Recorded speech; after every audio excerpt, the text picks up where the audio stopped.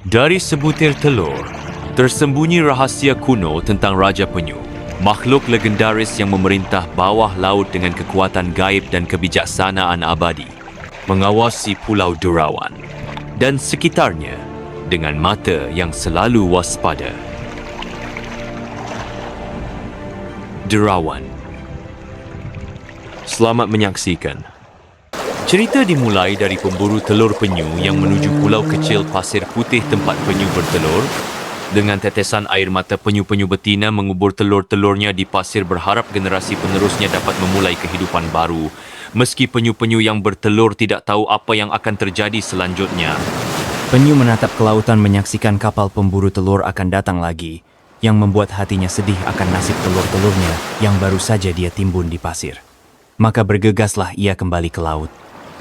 Akhirnya para pemburu telur penyu tiba. Mereka mencari dan mengambil sebanyak-banyaknya telur yang mereka dapatkan. Yang lebih parahnya lagi, ketika mereka lapar, para pemburu tidak segan mengorbankan penyu untuk mereka makan. Kegiatan mereka sudah berlangsung lama, dan makan telur penyu juga. Daging penyu sudah menjadi kebiasaan mereka karena rasanya yang nikmat dan penuh gizi. Dan mereka percaya dapat menambah keperkasaan buat seorang laki-laki. Juragan yang kekenyangan beristirahat dan tertidur di tepi pantai dengan alunan suara ombak dan hembusan angin yang menerpa. Sementara mereka makan dan bergembira sambil bermain dengan penyu-penyu yang kelelahan habis bertelur untuk kembali ke laut. Tanpa mereka sadari sosok makhluk besar memantau mereka dari laut. Dengan perasaan sedih dan marah melihat apa yang dilakukan manusia kepada mereka. Raja penyu raksasa itu murka. Seketika langit mendung, angin mulai berhembus kencang, dan lautan mulai bergejolak. Pertanda angin badai akan segera datang. Melihat tanda-tanda alam yang berubah dengan cepat dan sang juragan yang tertidur pulas, tersimpan rencana busuk dari anak buah kapal yang sudah lama ingin menguasai kapal dan hasil buruan telur yang banyak. Perlahan mereka mengemasi semuanya ke kapal dan mengangkat jangkar, meninggalkan sang juragan yang sudah tua tertidur di pulau kecil sendirian. Ketika sang juragan terjaga dari tidurnya, kagetlah dia bahwa anak buahnya sudah berkhianat kepadanya. Dalam diam dia mengingat kembali masa-masa susah dan senang bersama anak buahnya dan mencoba mencari apa yang salah.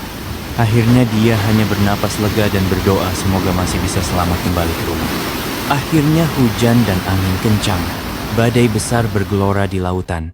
Petir dan guntur bersambutan dan hari mulai senja.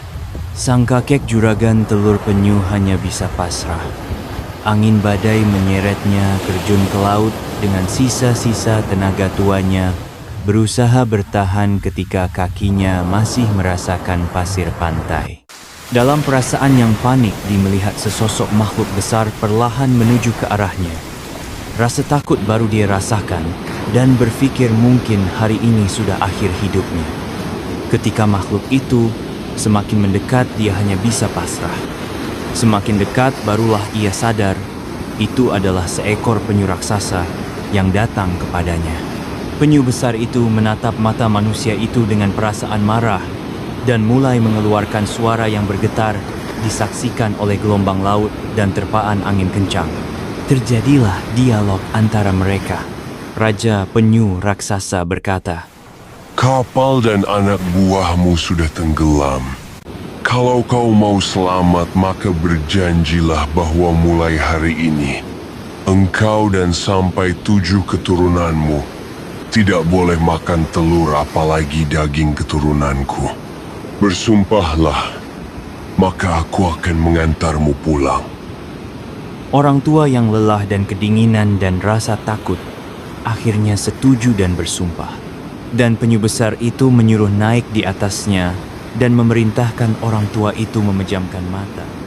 Sesaat dia sudah sampai di tepi pantai desanya. Masih terngiang di telinganya pesan terakhir sang raja penyu. "Ingatlah, jika kau tidak menepati sumpahmu, engkau pasti mati."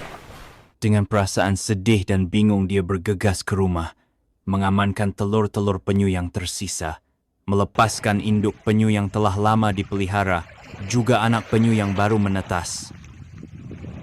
Keesokan harinya kakek juragan kapal membereskan semua perlengkapan dan barang-barang miliknya, mengumpulkan semua anak dan cucu-cucunya, menceritakan semua kejadian yang kemarin yang dia lalui, dan mengajak seluruh keluarganya untuk segera pindah dan memulai kehidupan yang baru di tempat yang sudah dia rencanakan. Namun demikian, ada seorang cucunya yang mulai beranjak dewasa enggan ikut karena sudah merasa nyaman tinggal di desa nelayan tersebut dan hobinya memancing ikan untuk menghasilkan uang. Walau sudah dinasehati sang kakek, dia tidak peduli dan hanya mengangguk kecil ketika dipesan untuk tidak makan telur mengganggu habitat penyu. Pak Tua juragan kapal, yang telah lama mengarungi lautan dan mengumpulkan harta, memutuskan untuk meninggalkan kehidupan lamanya di tepian pantai. Ia membawa seluruh keluarganya menuju ke pedalaman untuk memulai kehidupan baru. Dengan tekad bulat, mereka meninggalkan deru ombak dan aroma garam yang telah menjadi bagian dari hidup mereka selama bertahun-tahun. Perjalanan panjang dan melelahkan membawa mereka melewati hutan lebat dan sungai-sungai yang deras. Namun, semangat Pak Tua dan keluarganya tidak pernah pudar. Mereka yakin bahwa kehidupan baru yang menanti di depan akan membawa kebahagiaan dan kemakmuran bagi seluruh keluarga. Mereka akhirnya tiba di sebuah lembah yang subur. Pak Tua tersenyum melihat pemandangan indah itu dan berkata, "Disinilah kita akan memulai hidup baru, anak cucuku. Kita akan bertani, beternak, dan hidup sederhana namun bahagia." Keluarga besar Pak Tua juragan kapal pun mulai bekerja keras. Mereka membersihkan lahan, menanam padi, dan beternak hewan. Lambat laun, kehidupan baru mereka mulai berkembang. Anak-anak dan cucu-cucu Pak Tua tumbuh sehat dan kuat, bermain di sawah dan hutan sekitar. Pak Tua sering duduk di bawah pohon rindang, menatap keluarganya dengan rasa bangga dan bahagia. Ia tahu bahwa keputusan untuk meninggalkan kehidupan lama di pantai adalah pilihan yang tepat. Suatu hari, Pak Tua mengumpulkan seluruh keluarganya. Ia menyampaikan pesan penting. "Anak cucuku, ingatlah bahwa kehidupan baru ini kita bangun bersama. Jaga selalu kebersamaan dan harmoni dalam keluarga. Bekerjalah keras dan jujur, serta jangan pernah melupakan akar budaya kita dan pesan kakek harus terus disampaikan kepada generasi kita seterusnya." Keluarga besar Pak Tua juragan kapal mendengarkan dengan penuh perhatian. Mereka berjanji untuk selalu menjaga kehidupan baru mereka dan melanjutkan warisan Pak Tua dengan penuh cinta dan dedikasi. Dan begitulah, kehidupan baru mereka di pedalaman terus berkembang, dikelilingi oleh kebahagiaan dan keharmonisan keluarga. Beberapa tahun berlalu, suatu hari yang cerah di desa nelayan, tiba-tiba langit berubah mendung dan guntur menggelegar keras. Angin kencang berhembus, membuat kapal-kapal di dermaga bergoyang-goyang, lautan bergejolak. Demikian juga di desa sang kakek juragan kapal yang bijak, yang telah lama menjaga tradisi dan sumpah leluhur, merasakan ada sesuatu yang tidak beres. Tiba-tiba terdengar keras di telinganya suara yang tak asing baginya. Engkau telah melanggar sumpahmu. Tiba-tiba dia menyadari bahwa cucunya, yang dulu telah bersumpah untuk tidak makan telur dan daging penyu, ternyata telah melanggar sumpah itu. Juragan kapal merasa sedih dan khawatir, karena dia tahu bahwa pelanggaran sumpah itu dapat membawa malapetaka bagi keluarga dan desa mereka. Guntur yang keras dan alam yang berubah menjadi tanda. Kakek juragan kapal memutuskan untuk melakukan sesuatu untuk memperbaiki keadaan dan mengembalikan keseimbangan alam. Tapi, apa yang akan dia lakukan? Sementara itu cucu sang kakek berjuang di lautan mempertahankan muatan kapalnya yang penuh dengan telur penyu, tergiur harga telur penyu yang mahal dan langka di pasaran. Hari itu, hari pertama sang cucu ingin meneruskan pekerjaan kakeknya yang dikenal sebagai pengusaha telur penyu yang sukses. Walaupun ingat pesan sang kakek, namun rasa penasaran dan sedikit tidak percaya ditambah kerinduan makan telur penyu sudah lama ditinggalkan, membuat rasa ingin mencoba dan ingin tahu apa yang akan terjadi. Penyesalan selalu datang terlambat. Seketika alam berubah. Ia melihat di balik jendela. Awan mendung, pertanda badai akan segera datang. Walaupun dengan perasaan bersalah dan memohon ampunan, Lautan dengan gelombang yang besar menenggelamkan kapalnya hancur ke dasar lautan. Tidak ada yang selamat. Sementara itu sang kakek di rumah sendirian, anak dan cucunya yang bekerja, sebagian ada di rumah, mereka masing-masing hanya bisa diam dan menunggu alam kembali tenang sambil berdoa. Tiba-tiba terdengar deburan keras, tanah longsor menimpa rumah sang kakek. Seketika itu sang kakek menghembuskan nafas terakhirnya. Sesaat kemudian perlahan alam mulai kembali tenang, orang-orang mulai keluar untuk mengetahui apa yang telah terjadi. Dengan perasaan sedih dan air mata, semua orang bekerja sama mengeluarkan sang kakek dari timbunan tanah, namun sang kakek yang baik hati dan ramah hanya tinggal jasad. Kesedihan meliputi semua penduduk desa. Proses memandikan dan mengkafani jenazah disegerakan. Kemudian jasad sang kakek ditandu ke pemakaman. Nisan bertuliskan bahar yang berarti laut telah ditorehkan. Di tengah proses pemakaman terdengar berita dari kampung nelayan bahwa gelombang besar telah menenggelamkan perahu dan kapal nelayan, termasuk juga kapal cucu sang kakek yang belum ditemukan bersama teman-temannya yang menuju Pulau Telur Penyu. Seluruh keluarga almarhum kakek terkejut dan sedikit tidak percaya. Namun mereka hanya diam tidak membicarakan pesan sang kakek kepada orang lain. Namun di hati terasa nyeri dan sedih. Beberapa hari pencarian orang tenggelam di lautan, namun jasad Fandi cucu almarhum sang kakek tidak pernah ditemukan. Maka keluarga hanya mengira-ngira dalam hati bahwa kutukan telah terjadi. Waktu terus berlalu, generasi berganti generasi. Walaupun pesan sang kakek selalu disampaikan, ada yang masih percaya, ada yang ragu-ragu. Namun mereka yang tidak percaya dan melanggar perjanjian, semuanya mati seketika. Bencana, musibah dan penyakit aneh seperti kulit yang muncul benjolan-benjolan besar dan berbau busuk mengantarkan mereka ke liang kubur. Beberapa abad kemudian, seorang gadis paling cantik di sebuah desa bernama Putri Bahari. Dia adalah cucu sang kakek generasi yang ke-8. Tumbuh dewasa, pintar bergaul, tetapi tetap menjaga kehormatannya juga nama baik keluarganya. Dia menjadi pembicaraan semua remaja di desanya, bahkan desa-desa lainnya, termasuk desa kampung nelayan. Suatu hari Putri berjalan menyusuri pantai pasir putih. Ia menemukan seekor penyu yang terbalik tidak bisa berbuat apa-apa. Dengan sekuat tenaga, membalikkan penyu tersebut kembali agar bisa menuju laut. Ternyata penyu itu akrab bersama, duduk di pantai bahkan berenang bersamanya. Tanpa ia sadari ada mata yang terus memantau dari kejauhan. Rupanya, aktivitas Putri sering dipantau oleh orang-orang yang menyukai dirinya. Namun Putri bukanlah gadis biasa yang mudah untuk dirayu ataupun disentuh sembarang orang, apalagi yang dia tidak kenal. Sikapnya tenang, tapi dia gadis yang pintar dan kuat. Pagi itu, seorang nelayan bernama Kakaban. Ia adalah seorang pria yang baik hati, sabar, dan sangat mencintai laut. Ia dikenal sebagai nelayan yang jujur dan selalu membantu nelayan lain yang sedang kesulitan. Kakaban memiliki kebiasaan unik, yaitu melepaskan penyu-penyu yang terjaring dalam jaringnya. Ia percaya bahwa penyu adalah makhluk yang suci dan perlu dilindungi. Setiap kali ia melepaskan penyu, ia akan berdoa agar penyu-penyu tersebut dapat berkembang biak dengan baik dan menjadi simbol keberuntungan bagi nelayan lainnya. Hari itu, Kakaban menemukan sebuah pulau kecil yang indah dan berniat untuk singgah. Pulau ini memiliki pantai pasir putih yang bersih dan air laut yang jernih. Kakaban merasa bahwa pulau ini adalah tempat yang sempurna untuk penyu-penyu berkembang biak, terbukti dengan jejak-jejak penyu di tepi pantai. Ia menyusuri pantai dan menemukan anak-anak penyu yang berlomba di pasir putih untuk mencapai laut dengan predator yang siap memangsa mereka. Dia berpikir ini hukum alam dan tidak niat untuk ikut campur.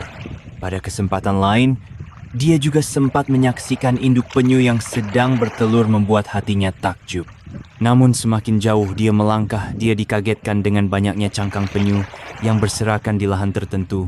Dan ia sadar, ini pasti ulah manusia karena ada bekas-bekas tumpukan kayu bakar dan tanda jejak kaki. Sadarlah ia bahwa inilah salah satu pulau tempat para pemburu telur penyu sering singgah. Dia bergegas kembali ke perahu untuk menjaring ikan. Kemudian ia pulang. Sesampainya Kakaban di rumah, ia menceritakan kepada ibunya. Ibu sedikit kaget dan hanya berpesan agar jangan mengganggu penyu di pulau itu sambil mengingatkan kembali pesan turun-temurun mereka. Kakaban dan Putri hanya mengangguk dan tersenyum kecil. Walaupun mereka sudah bebas dari sumpah karena keturunan ke-8, tapi mereka tetap waspada sebab ibunya masih terikat sumpah sebagai satu generasi ke-7 dari sang kakek yang masih hidup sampai sekarang. Di suatu pagi, Kakaban membantu ibunya di rumah dia tidak melaut. Putri izin seperti biasa, ia pergi ke pesisir pantai, sebuah tanjung yang berbatu besar. Di sana dia menikmati keindahan alam dan desiran ombak. Menanti kehadiran penyu sahabatnya, biasa menepi di bibir pantai. Di saat penyu yang ditunggu mulai mendekat bersamaan, juga dengan hadirnya 4 orang yang Putri tidak kenal. Seketika mereka mulai mendekat dan berniat buruk kepadanya. Ia mencoba untuk melawan dan berteriak, namun jarak rumahnya tidak terjangkau oleh suaranya. Di saat Putri sudah tidak dapat berbuat apa-apa, mulailah ia ditarik menuju rerumputan di tepi pantai. Mereka tertawa dan merasa bahagia. Namun, tiba-tiba datanglah seorang pemuda perkasa, wajah sedikit sangar yang langsung menghampiri. Kemudian terjadi pertarungan sengit, namun pemuda itu bisa menguasai keadaan dan mengusir 4 orang pengganggu itu. Pemuda itu bernama Sangaji, dan dia terlihat tidak gagah tetapi pemberani. Putri sangat berterima kasih kepada Sanga, dan dia merasa bahwa Sanga adalah pahlawannya. Segera, Sanga mengantarkan Putri pulang sambil merayu, dan berjanji akan selalu melindungi Putri. Di persimpangan jalan, Sanga memberhentikan jalannya dan membiarkan Putri pulang seorang diri. Dengan tingkah polosnya, dia berlari-lari kecil sampai ke rumah. Rencananya tidak menceritakan apa yang terjadi terhadap dirinya, dan sempat melihat dari kejauhan. Namun sang kakak bertanya, siapa tadi yang mengantarnya pulang? Itu Sangaji, anak dari kampung nelayan tadi, kebetulan ketemu di jalan. Kakaban berpesan hati-hati orang itu. Saya kenal dia anak pengusaha dan pedagang telur penyu yang kaya di kampung nelayan. Jangan terlalu dekat, karena kakak tahu pergaulannya. Dalam hati Kakaban sedikit khawatir karena ia kenal pemuda itu. Kelakuannya yang kasar dan sombong, suka berjudi, suka minum minuman keras, dan suka mempermainkan wanita. Tiba-tiba sang ibu memegang pundaknya membuat lamunannya buyar. Sudahlah, Kakaban, adikmu kan sudah dewasa. Yang penting dia bisa menjaga diri, kita hanya bisa berdoa yang terbaik. Tetapi kamu tetap harus menjaga adikmu dengan sebaik-baiknya. Tapi Bu, sudahlah lebih baik engkau segera selesaikan pekerjaanmu dan pergi ke laut kalau mau mencari ikan untuk hari ini. Putri segera masuk ke kamarnya, baru saja hatinya berbunga-bunga dan melupakan petaka yang hampir terjadi pada dirinya. Malah sang kakak sudah berperasaan macam-macam. Dia termenung sambil tersenyum sendiri. Tapi, apa yang tidak diketahui Putri adalah bahwa Sangaji memiliki skenario yang sudah direncanakan sebelumnya. 4 orang pengganggu itu sebenarnya adalah orang bayarannya dan semuanya adalah bagian dari rencana Sanga untuk mendapatkan simpati Putri. Sangaji ingin menunjukkan dirinya sebagai pahlawan yang menyelamatkan Putri sehingga dia bisa mendapatkan hatinya. Tapi, apakah Putri akan menyadari rencana Sanga atau apakah dia akan terus percaya pada Sangaji? Hanya waktu yang akan menjawab. Hari-hari terus berlalu, Sangaji selalu memantau sekitar pantai tempat Putri sering bermain, tetapi ia tidak pernah melihat kehadirannya. Membuat hatinya penasaran dan berpikir mungkin Putri sedikit terguncang dengan skenario yang telah ia buat. Ada getaran hati yang tanpa ia sadari kakinya terus melangkah hingga sampai ke halaman rumah Putri. Dengan sedikit ragu, akhirnya ia mengucapkan salam. Ibu Putri yang dari tadi menyadari kedatangan seseorang. Ibu menyambut salamnya. Melihat pemuda yang datang terlihat ramah, dan sopan ibu membuka pintu dan menemuinya di teras depan rumah. Sementara Putri tetap di dalam rumah sambil membuka telinganya lebar-lebar. Di balik sifatnya yang kasar ternyata, Sanga bisa melembutkan hatinya untuk menggapai impiannya. Sedikit basa-basi ia berniat membawa Putri untuk jalan-jalan di sekitar pantai atau mengunjungi kampung nelayan bersamanya kalau diizinkan. Belum sempat ibu menjawab tiba-tiba. Seperti kebiasaannya, Putri keluar dengan membawa segelas teh manis untuk menghargai tamu yang datang, dengan sedikit senyuman mempersilahkan minum dan segera kembali ke dalam rumah. Hati Sanga sedikit bergetar, karena Putri memang sangat cantik. Pantaslah banyak pemuda sering berbisik-bisik tentang dirinya. Dan ia akan merasa bangga jika bisa membawa Putri ke kampungnya dan berpikir dia adalah pemenang. Batuk kecil ibu di depannya membuyarkan hayalan Sanga. Ibu menanyakan asal-usul Sangaji pekerjaan sampai tentang orang tuanya, dan akhirnya ibu menyarankan ia minum dan segera pulang. Ibu tidak bisa mengizinkan apalagi Kakaban masih di laut. Tidak semudah dengan apa yang dia bayangkan. Apalagi baru pertama kali ia datang, dengan sedikit murung dia bersiap untuk pulang. Ibu menitipkan salam buat orang tua Sanga yang kebetulan ibu masih kenal. Bawalah orang tuamu kemari kalau engkau memang ingin serius, merasa ditantang.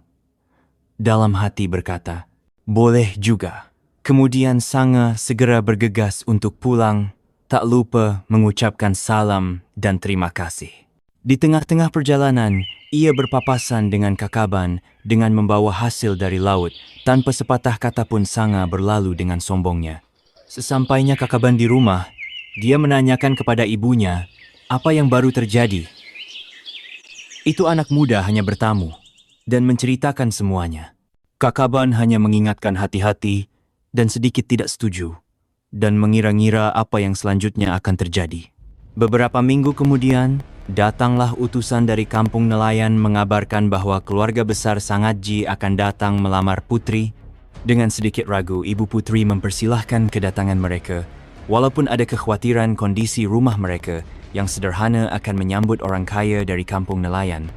Tapi ibu tetap tenang dengan senyumnya. Hari yang dinanti akhirnya tiba. Hari yang dinanti akhirnya tiba. Sebuah kapal layar yang megah mendarat di tepi pantai Tanjung Batu. Turunlah wanita kaya dengan bangganya dari kapal layarnya, didampingi tuan besar dan rombongan menuju rumah kediaman Putri. Putri dan mamanya juga Kakaban beserta beberapa keluarga menyambut kedatangan rombongan dengan sederhana. Walaupun terlihat angkuh, Nyonya besar merasa sedikit risih dengan keadaan rumah kecil yang sederhana itu. Namun ketika ia melihat kecantikan Putri, barulah ia berusaha tersenyum dan merasa putranya tidak salah memilih. Pembicaraan berlangsung singkat. Putri ketika ditanya, apakah dia bersedia, dia hanya bisa tertunduk malu. Berarti setuju. Kakaban tidak banyak bicara dan hanya bisa berharap semoga jodoh untuk adiknya bisa berubah sikap nantinya bila sudah menikah. Sesuai kesepakatan, beberapa hari kemudian diadakan akad nikah dan acara sederhana di kediaman Putri karena jumlah orang yang tinggal di Tanjung Batu saat itu masih sangat sedikit, maka acara meriah akan dilaksanakan di kampung nelayan. Pagi itu langit cerah. Laut tenang mengantarkan rombongan pengantin pria menuju Tanjung Batu. Akad nikah dilaksanakan dengan hikmat. Acara syukuran dilaksanakan sederhana.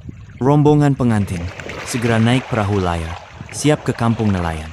Beberapa perahu kecil menyusul, termaksud juga Kakaban, memilih naik perahunya daripada ikut rombongan di atas kapal layar. Putri dan mamanya terlihat bahagia, begitu juga Sangaji dan orang tuanya. Ternyata kapal layar menuju pulau kecil Pasir Putih sebelum ke kampung nelayan karena hari masih pagi. Atas permintaan Sangaji, maka kapten kapal memutar haluan. Tuan besar bertanya untuk apa ke pulau itu. Sangaji meyakinkan hanya sebentar saja, singgah untuk istirahat, menikmati keindahan alamnya. Perahu-perahu kecil juga ikut menuju pulau. Semua orang turun dengan gembira, termaksud kedua pengantin baru. Mama Putri tidak ikut turun karena merasa lelah. Ia hanya ingin istirahat di kapal. Ternyata di pulau, anggota Sanga sudah mengumpulkan banyak telur juga daging penyu yang baru mereka bersihkan. Atas perintah Sanga, daging penyu sudah dikemas, siap dinaikin ke kapal, juga telur penyu, semua untuk persiapan pesta sebentar malam. Namun, ada juga anggota yang sedang membakar daging penyu untuk dimakan di kapal. Kakaban merapat perahunya dan betapa sakit hatinya menyaksikan banyak penyu-penyu yang baru mati. Tetapi, dia tidak bisa berbuat apa-apa. Di tengah kesibukan orang-orang menaikkan muatan ke kapal, Putri sempat memperhatikan beberapa orang sepertinya ia kenal. Lantas di kejauhan dia melihat suaminya Sanga berbincang-bincang sambil tertawa. Teringatlah dia, sosok orang-orang yang mengganggunya di pantai sebulan yang telah lalu.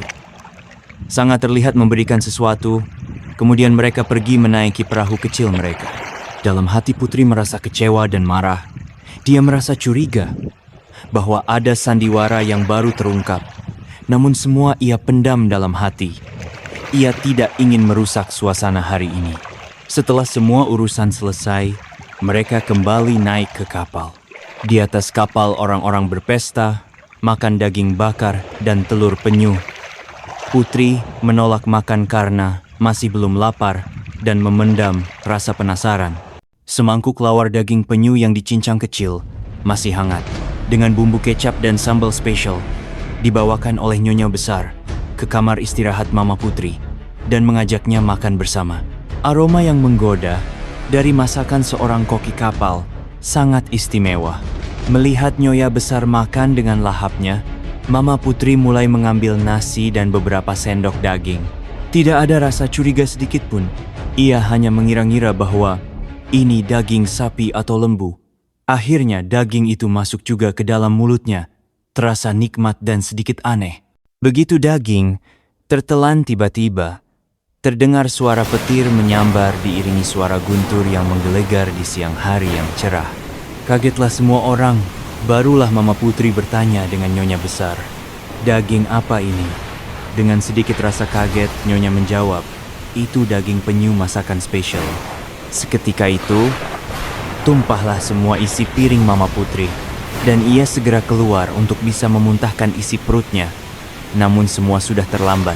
Tiba-tiba cuaca berubah dengan cepat, awan hitam mulai menggumpal, hembusan angin semakin terasa dingin dan kencang. Kapal yang baru berlayar terasa mulai bergoyang karena ombak mulai bergelora. Putri berlari ke kamar dan menemui mamanya yang sedang menangis dan berdoa memohon ampun. Dia memeluk Putri dengan erat sambil menyatakan, "Mama tidak sengaja melanggar sumpah. Mama tidak tahu. Ternyata itu daging penyu yang sudah Mama makan." Putri juga ikut menangis dan pasrah sambil menanti apa gerangan yang akan terjadi. Sementara alam semakin gelap, petir dan guntur terus menggema di langit. Seketika ombak mulai mengganas dengan badai angin semakin kencang. Kapal dan perahu-perahu kecil terombang-ambing di lautan, terpisah satu dengan yang lainnya. Akhirnya hilang di kejauhan dan tenggelam. Kapal layar mulai kehilangan keseimbangan, tiang-tiang kapal patah, perlahan air mulai masuk, dan gelombang besar menghantam, dinding kapal pecah, menenggelamkan kapal dan semua yang ada di dalamnya. Sementara itu orang-orang di kampung nelayan yang menunggu dengan persiapan penyambutan pengantin merasa gelisah karena rombongan belum tiba. Mereka juga merasakan kerasnya deburan ombak di pesisir pantai, hujan, dan angin badai, membuat semua persiapan berantakan. Bahkan banyak rumah yang hancur, terseret angin yang sangat kencang. Di lautan, semua orang berusaha menyelamatkan dirinya masing-masing, namun ombak besar, hujan, dan badai tidak ada tanda berakhirnya, memisahkan semuanya hanyut ke segala arah. Kakaban berusaha terus berenang. Di saat tenaga hampir habis, tiba-tiba kakinya merasa memijak sesuatu dan bergerak. Yang membantu dirinya tetap di permukaan air, nampak olehnya beberapa ekor penyu menggiring dirinya tetap bertahan. Terlintas di pikirannya, mungkin ini penyu-penyu yang selalu dia lepaskan ketika terperangkap di jaringnya. Perlahan tapi pasti, makhluk-makhluk itu membawa dirinya hingga sampai pada bibir pantai sebuah pulau yang besar. Di dalam hatinya mengucapkan syukur kepada Tuhan dan berterima kasih kepada penyu-penyu yang telah menyelamatkan dirinya. Begitu juga dengan Putri yang terus berjuang di tengah lautan dengan masih menggunakan gaun pengantinnya. Tiba-tiba merasa sesuatu yang besar mengangkatnya tetap di permukaan air, dan barulah ia percaya bahwa Penyu raksasa itu benar adanya, dan cerita turun-temurun itu bukan dongeng semata. Putri dihantar kembali ke pulau yang baru mereka tinggalkan. Sesampainya di pantai, Putri mengucapkan terima kasih. Penyu raksasa berkata kepadanya, "Kutukan telah berakhir, tinggallah dan jaga pulau ini dengan damai." Lalu penyu berlalu kembali ke laut. Setelah badai berlalu, hujan telah reda dan lautan kembali tenang. Orang-orang dari kampung nelayan mulai khawatir dan bergegas menyiapkan perahu-perahu yang masih bisa dipakai untuk mencari semua rombongan pengantin. Karena dari bibir pantai, mereka menyaksikan tidak ada tanda-tanda kapal yang terlihat sejauh mata memandang. Akhirnya, mereka temukan banyak korban terdampar sepanjang pesisir sebuah pulau besar yang akhirnya mereka sebut pulau itu dengan nama Pulau Panjang. Di pulau lain, mereka menemukan Sanga, lakinya Putri, yang baru menikah, namun hanya tinggal jasadnya saja. Untuk peristiwa itu, kemudian pulau itu mereka namakan Sanga Laki. Di pulau yang lain, mereka menemukan satu-satunya jasad, yaitu Mama Putri atau mamanya Kakaban. Kemudian mereka menamakan Pulau Semama. Di pulau yang lain, mereka menemukan dua jasad, yaitu Yonya dan Tuan Besar, mertua Putri, yang kemudian mereka menamakan pulau itu dengan nama Pulau Maratua. Di pulau lain, mereka menemukan Kakaban yang selamat, namun ia menolak meninggalkan pulau itu karena ingin tinggal dan membangun kehidupan di pulau tersebut, dan kemudian memberi nama pulau itu sama dengan namanya, yaitu Kakaban. Putri juga sudah ditemukan selamat. Dikabarkan kepadanya bahwa lakinya Putri, yaitu Sanga, dan semua orang-orang sudah meninggal, hanya Kakaban yang selamat, dan dia memilih tinggal di pulau tersebut. Putri yang dalam keadaan sedih dan berduka juga memilih untuk tetap tinggal di pulau itu karena Putri sebagai janda yang masih perawan. Akhirnya, pulau itu mereka sebut sebagai Pulau Derawan. Perlahan-lahan, Pulau Derawan mulai dihuni orang-orang yang datang dan membangun peradaban. Walaupun banyak yang ingin melamar Putri, ia lebih memilih untuk hidup sendiri dan disibukkan dengan kecintaannya kepada pelestarian penyu yang ada di pulau itu hingga akhir hayatnya.